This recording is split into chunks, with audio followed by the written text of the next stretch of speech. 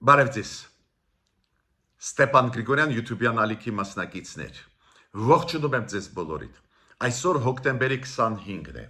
մենք շարունակում ենք մեր աշխատանքը, որը շատ օգտակար է և Սփյուռքայության համար, և Հայաստանի Հանրապետության քաղաքացիների համար, մենք ստուգում ենք ինֆորմացիա, վերստուգում ենք, դրա հիման վրա անում ենք վերլուծություններ, կիսում ենք ձեզ այդ ինֆորմացիան, որը կօգնի մեզ բոլորիս ավելի էֆեկտիվ դիմադրել այն մարտահրավերներին, որոնք առաջանում են Հայաստանի առջև, հայ ժողովրդի առջև։ Ես այսօր կխոսեմ անպայման այս խնդիրների մասին, որոնք կան Նիկոլ Փաշինյանի և Գարեգին Երկրորդի միջև։ Ցավով պետք է ասեմ, որ կամաց այս հակադրությունը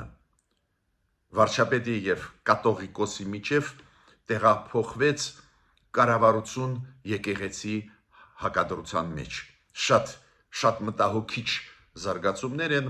ես պետք է ասեմ, որ վաղը այն օրն է, որը կարող է լինել մեզ համար շատ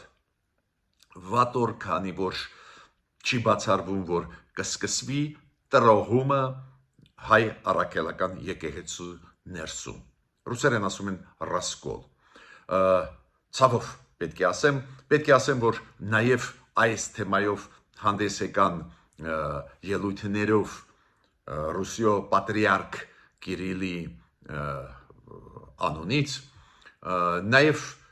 Հայաստանի կառավարության քաղաքականության հետ կապված հայոց ցեղասպանության հարցով հանդես եկավ հայտնի Մարիա Զախարովան,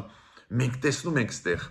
լուրջ process-ներ, անպայման այսօր դրա մասին կխոսենք։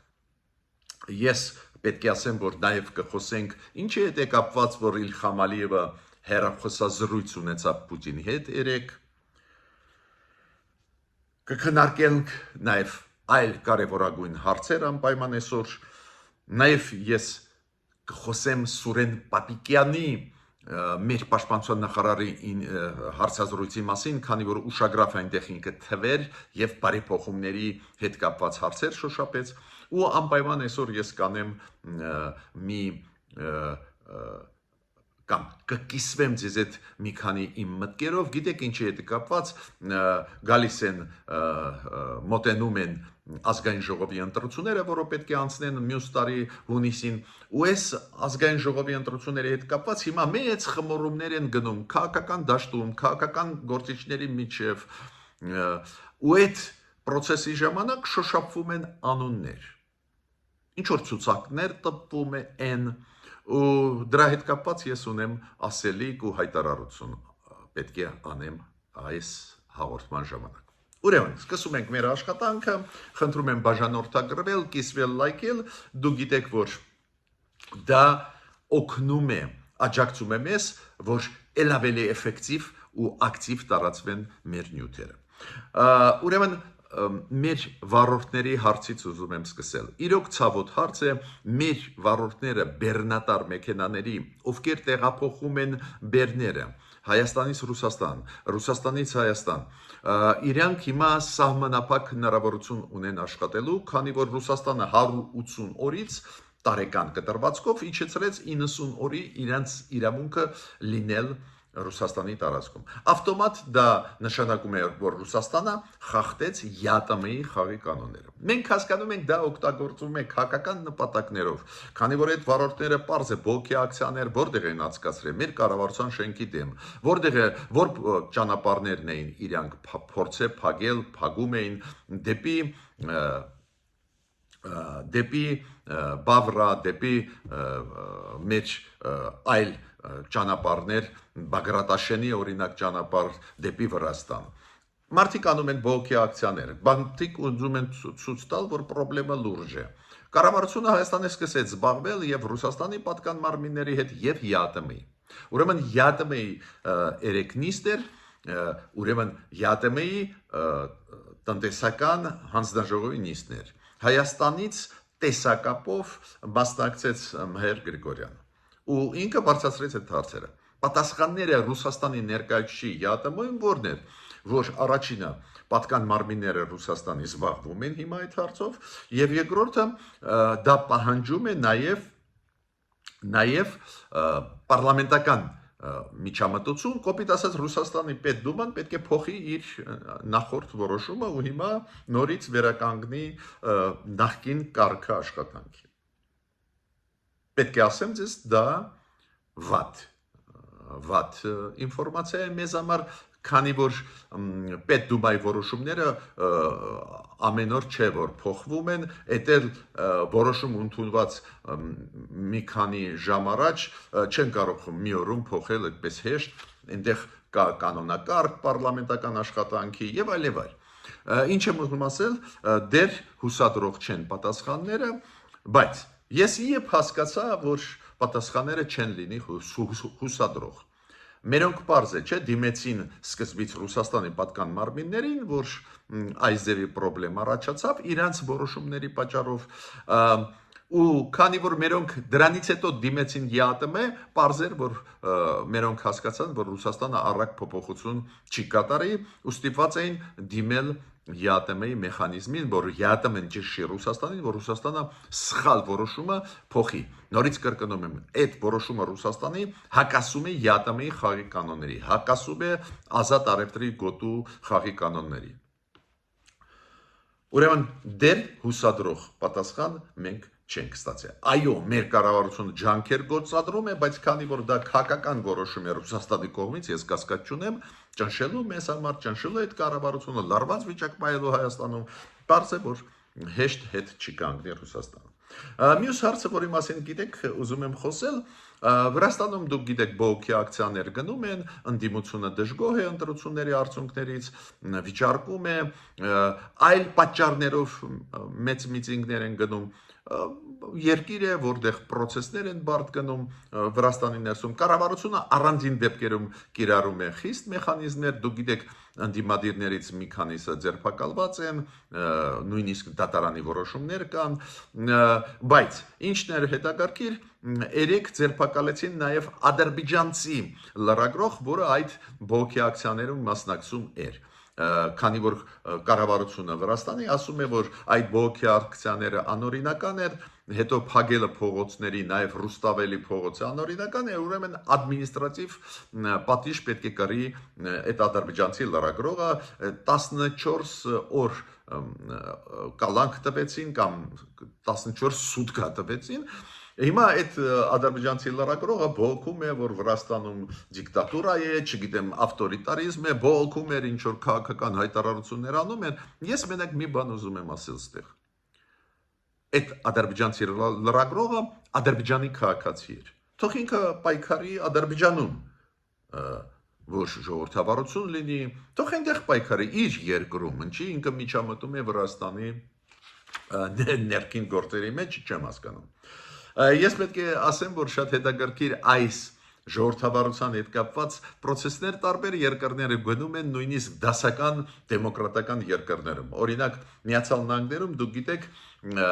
ամսի 18-ին 19-ին հոկտեմբերի մեծ միջոցառումներ անցկացվում էին ամբողջ երկրով, մոտավորապես 2500 քաղաքներում միտինգներ էին, ինչին նվիրված No Kings, դες իրանք չեն ուզում ունենալ թագավոր, քանի որ Դոնալդ Տրամպի մոտ կա ցանկություն ամեն ինչ վերահսկել, կա ցանկություն այդ նկարները իր որպես թագավոր տեսք ունեցող, դա բողոքի առաջացնում, նաև այդ թվում մի շարք սահմանափակումներ կապված ազատությունների հետ, կապված միգրացիոն քաղաքականության հետ, դա խիստ սահմանափակում են ազատությունները այլ Ամերիկայի քաղաքացիների, ու իրանք բողոքի ակցիան անցկացրեցին, ինչը շատ բնորոշ է դեմոկրատական երկրներին, ու ասեմ ձեզ, այդ բողոքի ակցիաներում տարբեր գնահատականներով նվազագույնը 7 միլիոն մարդ է մասնակցել, պատկերացնում եք 7 միլիոն մարդ, դա բավական մեծ է, բայց արձագանքը Դոնալդ Տրամպի շատ հետաքրքիր էր, ինքը ասեց, որ այդ ցուցարարները իրանք աղբ են, աղբ, ու իրանք չեն ներկայացնում մեր երկիրը եւ այլ եւ այլ։ Նու գիտեք ղեկավարներ, որոնք այդպես հակված են ամեն ինչ վերահսկել, իր ձեռքերում պահել, հակված են ցավոտ ընդունել այս ձևի բողոքի ակցիաները ու նույնիսկ այդպես խիստ ձևակերպումներ տալ մասնակիցներին այդ բողոքի ակցիաների։ Բայց Միացյալ Նահանգները դեմոկրատական երկիր են, դուք տեսնում եք ինչքան շատ են որոշումները դատարանների ուղղված Դոնալդ Տրամփի որոշումների դեմ, շատ են այդ checks and balances, այդ տարբեր թևերի իշխանությունների միջև բալանսավորումը աշխատում է Միացյալ Նահանգներում, նաև այդում հասարակությունը իր խոսքը ասում է։ Պատկերացնում եք նորից կրկնում եմ, ինչքան էլ մեծ չլինի Միացյալ Նահանգները, որպես պետություն 7 միլիոն մարդ, ովքեր մի օրում դուրս եկան 2500 միտինգների տարբեր քաղաքներում, տարբեր նահանգներում Միացյալ Նահանգների, մեկը շատ մեծ էր, մեկը փոքր էր, մեկը միջին քանակությամբ, բայց 7 միլիոն մարդ դա շատ բանի մասին է խոսում։ Հիմա Ռուսաստանը պարզ է շատ դժգոհ է, որ Դոնալդ Տրամփը առաջի անգամ իր երկրորդ անգամ ընտրվելուց հետո առաջի անգամ է, որ լուրջ սանկցիաներ կիրառեց Ռուսաստանի դեմ, ակնհայտ է, որ չէին սպասում ռուսները, դա է պատճառը, որ Պուտինը վախեցած ուղարկեց իր հատուկ ներկայացուցիչին Կիրիլ Դմիտրիևին Միացյալ Նահանգները։ Մայամիում ինքը պետք է հանդիպի Ստիվ Ուիտկոֆի հետ, հատուկ ներկայացուցիչի հետ Տրամփի։ Տրամփը հիշում եք հրաժարվեց հանդիպումից Պուտինի հետ, պարզ է Պուտինի հնարավորությունը մանիպուլացնել, խաղեր տալ, սահմանափակել են ու արագ ինքը իր հատուկ ներկայացուցիչին ուղարկեց Տրամփի մոտ։ Ես պետք է ասեմ, որ շատ մտահոգեց ինձ, հիշում եք, այցելությունը Իլհամ Ալիևի Դուշանբե այս ամսվա հոկտեմբերի 9-ին ԱՊ երկրների նիստին ու այնտեղ շատ մտահոգեց ինձ, որ այնտեղ Պուտինը Ալիևի հետ խոսացին նաև այդ ճանապարհների, որոնք Հայաստանի միջով պետք է բացվեն, Մեղրի ճանապարհի մասին շատ մտահոգեց, քանի որ այս հանդիպումից հետո Ռուսաստանը շատ ակտիվ սկսեց խոսալ, որ նոյեմբերի 9-ի 2020 թվականի փաստաթուղթը վերականգնվում է, որ իրանք անպայման պետք է լումա ունենան այդ շրջափակման process-ի Կովկասում, Հարավային Կովկասում, ինչ շատ մտահոգեց, բայց դրանից հետո Ալիևը արեց մի քայլ, որ թույլ տվեց, որ Ղազախստանի ծորենը Ադրբեջանի տարածքով մտնի Հայաստան, ես մի քիչ ուրախացա, ասեցի կարող է Ալիևը Պուտինը չկարողացավ Ալիևին համոզել նորից լարվածություն մտցնել Ադրբեջանա-հայկական հարաբերությունների, բայց Պուտինը երեք նախաձեռնեց հեռախոսազանգ Ալիևի հետ ու ինձ դա շատ մտահոգում է, անընդհատ Ռուսաստանը փորձում է նորից Ալիևին ինչ-որ բան խոստում տալ, նորից որ Ալիևը կարող է ինչ-որ բան ստանալ, եթե շարունակի պայքարել Հայաստանի դեմ։ Նույնիսկ այդ հաղորդագրությունը, որը տվեց Կրեմլը, ինչի մասին էին խոսում, հստակ երևում է, որ խոսում էին ոչ միայն ադրբեջանա-ռուսական հարաբերությունների մասին, նաև խոսում էին ռեգիոնալ համագործակցության մասին, միջազգային իրավիճակի մասին, խոսում էին հենց տարածաշրջանային զարգացումների մասին, տարածաշրջանային հարցերի մասին ու պարզ է, որ գլխավոր թեման հենց նա էր, որ Պուտինը նորից դրդում է Ալիևին Հայաստանին ճնշել ու Հայաստանի հետ այդ խաղաղության պայմանագիրը չստորագրել, բայց ամենակարևորը դրդում է նրան, որ Ալիևը, քանի որ խոստում այն ժամանակ տվեց Ղարաբաղի դիմաց տալ Ռուսաստանին ճանապարհ Սյունիքով, ինքը շարունակում է համոզել Ալիևին։ Զարգացումները ցույց են տալիս, որ Ալիևը Վաշինգտոնից հետո շատ ու շատ սահմանափակ հնարավորություն ունի մեզ ճնշելու, բայց այնուամենայնիվ պետք է ուշադիր շատ հետևի մեր կառավարությունը այս ձևի կոնտակտների Ալիևի Պուտինի հետ։ Իդեպ ասեմ դες նորից կրկնում եմ, Պուտինի նախաձեռնությամբ էր այդ հեռախոսազրույցը, երեկվա Ալիև Պուտին։ Սուրեն Պապիկյանը հանրային հերոստալիկով ինտերվյու տվեց ու շատ ուշագրավ մի քանի կետերին անդրադառնամ, ինքը շատ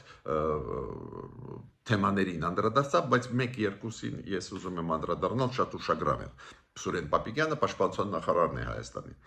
Ինքը ասեց, որ այն 200 քառակուսի կիլոմետր զորքերը, որ մտան դեպի օրինակ դեպի Ջերմուկ Ադրբեջանի զորքերը, ինքը ասեց, իրանք դուրս կբերվեն դելիմիտացիա դեմարկացիայի շրջանակներում։ Դուք գիտեք, այդ պաշտոնական դիրքորոշումն է, կարծես թե նորություն ստեղ չկա, բայց ես մեկ բան ուզում եմ ասել։ Իրոք համաձայն եմ Սուրեն Պապիկյանի, երբ որ ինքը ասում է ռեալությունը, որ այս ձևի կլուծվեն այդ հարցերը, մեծացավ նրանից հետո, որ օգոստոսի 8-ին Միացյալ Նահանգներում ստորագրեցին լրջագույն փաստաթղթեր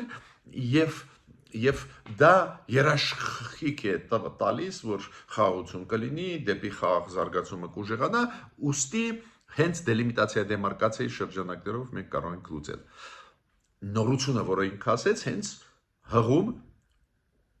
օգոստոսի 8-ի փաստաթղթին։ Համաձայն եմ, բայց ես մի բանի վրա պետք է ուշադրություն դարձնել մեր պաշտոնյաների։ Եթե դու չես հնչեցնում խնդրեմը, նույնիսկ եթե տրամաբանական լուծում կա, դժվար կլինի իրականացնել։ Մենք ոչ մի միջազգային ատյաններում չենք նշում, որ այո, շատ լավ է, որ գնում է խաղաղ process-ը, բայց այնուամենայնիվ 200 քառակուսի կիլոմետր մեր տարածքից օկուպացված է։ Ադրբեջանը պետք է դուրս գա։ Օրինակ, մենք նշում ենք, չէ, որ կան գերիներ Ադրբեջանի բանտերում, պետք է ազատ արձակվեն։ Դա երաշխիք է, որ ինչ որ պայից կլուծվի այդ հարցը։ Բայց եթե դու չես հնչեցնում, ինչքան էլ Ադրբեջանը ընդունի այդ խնդրեմը ու ինչքան գիտեմ, հավաստի տվյալներ են դա, Ադրբեջանը ընդունում է, որ մտավ մեր տարածք, ստեղ չկա հարց, որ մենք պետք է ապացուցենք, որ այդ մեր տարածքն է, այդ լավ ինֆորմացիա, լավ լուր է ու ես գիտեմ հավաստի տվյալները դա, բայց մյուս կողմից եթե դու անընդհատ չես հիշեցնում, ես կարծում եմ այդպես հեշտ կամավոր չի դա Ադրբեջանը։ Ուրեմն այս նյուանսը կառավարությունը պետք է նկատի ունենալ, բայց նորից կրկնում եմ, շանսը լուծել դելիմիտացիայի դեմարկացիայի շրջանակներում այդ հարցը իրոք կա։ Մյուսը ինչի մասին Սուրեն Պապիկյանը ասեց, իրոք կա դրական տենդենս, որ մեր զինվորները չեն սպանվում։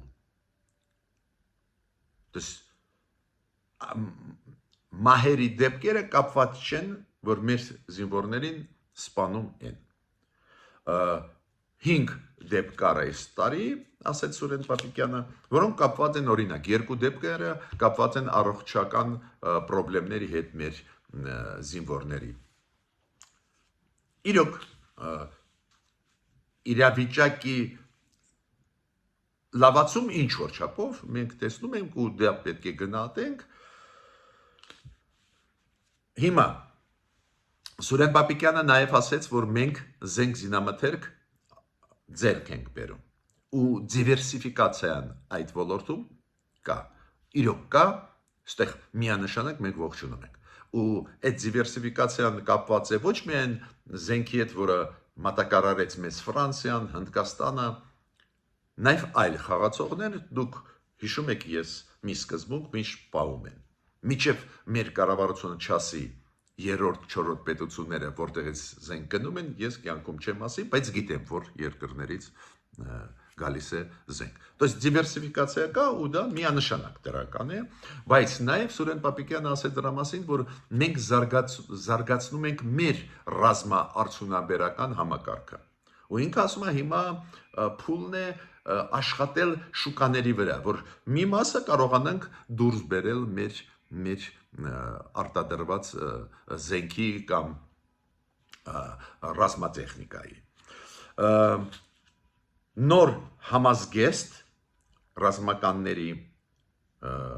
կարտադրվի հենց արևմտյան չափանիշներով։ Նաև Սուրեն Պապիկյանը կարևոր թիվ ասեց, երբ որ իրանք իշխանության եկան 2018 թվի Հայաստանի ռազմական բյուջեն 640 միլիոն դոլար էր։ Ասում է, այս տարի ռազմական բյուջեն 1 միլիարդ 741 միլիոն է 1 միլիարդ 741 միլիոն է գրեթե 3 անգամ ավելացել է ես հասկանում եմ ինչի դա Սուրեն Պապիկյանը ասեց քանի որ հաճախ քննադատում են իշխանություններին ովքեր ասում են մյուս տարվա բյուջեն մի քիչ ավելի պակաս կլինի իրոք ռազմական ոլորտում լուրջ բարեփոխումներ են գնում լուրջ աշխատանք Պարզ է, որ այդքան շատ են պրոբլեմները, ինչքան էլ աշխատես տեղ կա քննադատելու, բայց այդ մի քանի պարամետրերը, որ տվեց Սուրեն Պապիկյանը, համապատասխանում են իրականությանը։ Հիմա մեր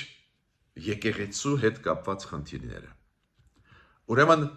մեր արտաքին քաղաքականության հետ կապված խնդիրները։ Ռուսաստանը լռում էր այդ հարցերով, հիմա միջամտեց։ Մարիա Զախարովան, ում մենք բարբերաբար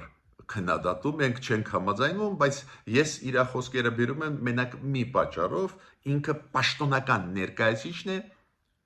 Ռուսաստանի արտգործնախարարության։ Ուրեմն իր ասածը դա Ռուսաստանի դիրքորոշումն է։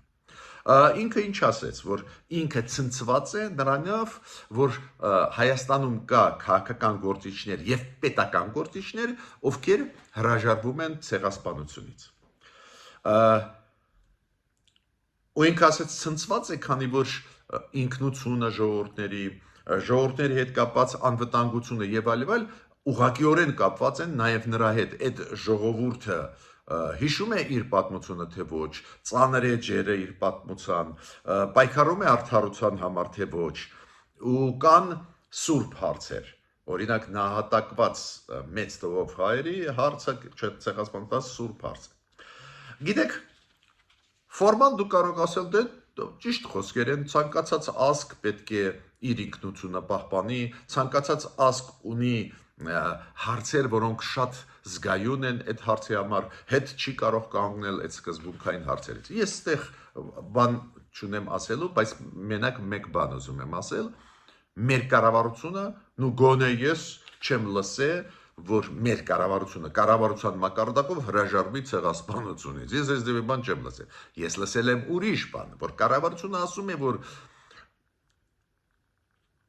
առաջնահերթություն չի ցեղասպանության ճանաչման հարցը աշխարհում։ Դες մեր արտաքին քաղաքականությունը այսօրվա կառավարության այդ հարցը առաջի պլան չի բերում։ Այո, մենք կարող ենք ունենալ մտահոգություններ,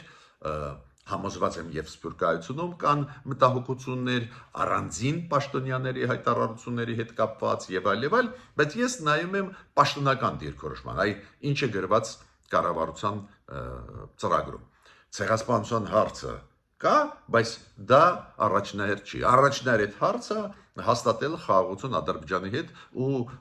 նորմալացնել հարաբերությունները Թուրքիայի հետ։ Կարելի է չհամաձայնել այդ քաղաքականության հետ, բայց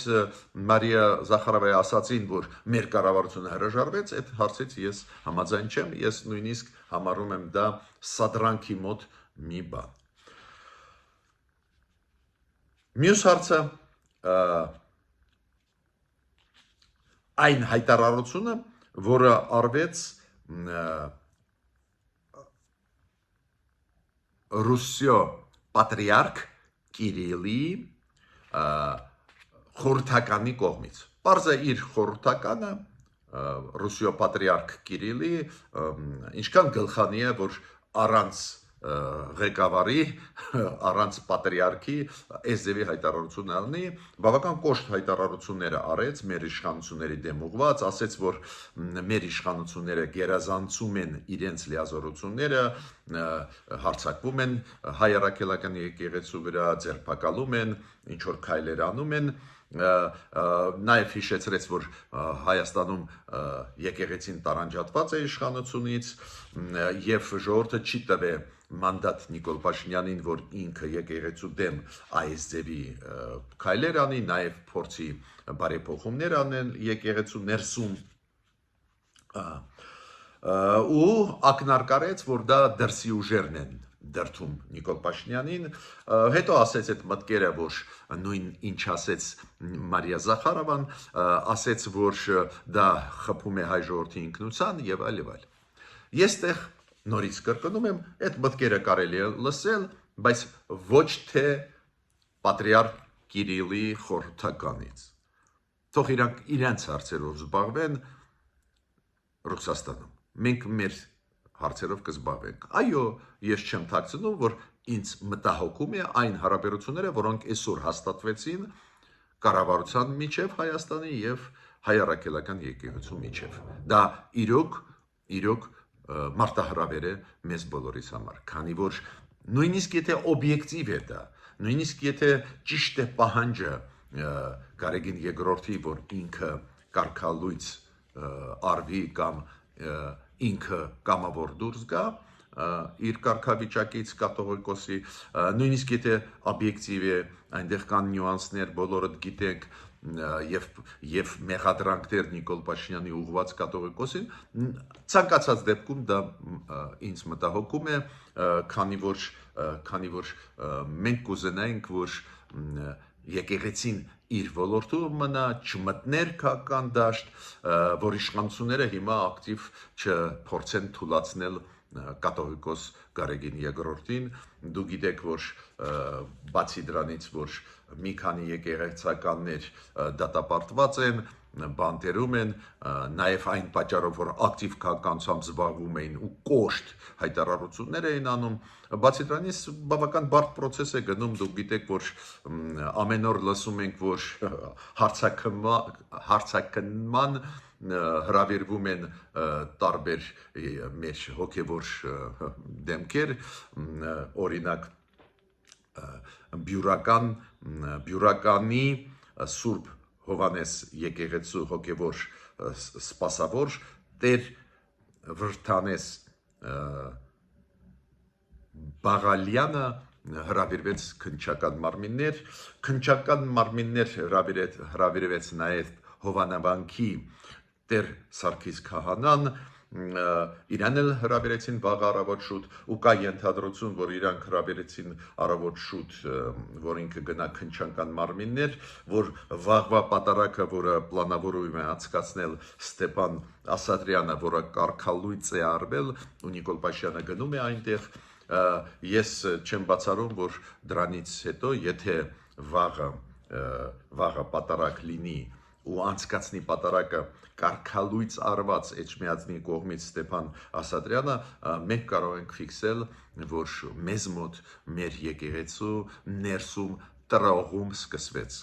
ռասկոլ կոչվածը սկսվեց, ցավում եմ, շատ եմ ցավում, չեմ թաքցնում, նշանակություն չունի ով է ճիշտ, նույնիսկ եթե 100%-ով կառավարությունը ճիշտ է, ցավալի process-ներ են դրանք, ուրեմն Պարզ է Էջմիածինը արձագանքեց այդ զարգացումներին, գերագույն հոգևոր խորհուրդը նիստ արեց ու դատապարտեց կառավարության այդ քայլերը այդ ուղղությամբ, նաև դատապարտեց Ստեփան Ասատրյանին, որը կարգալույծ է ու փորձում է անցկացնել անօրինական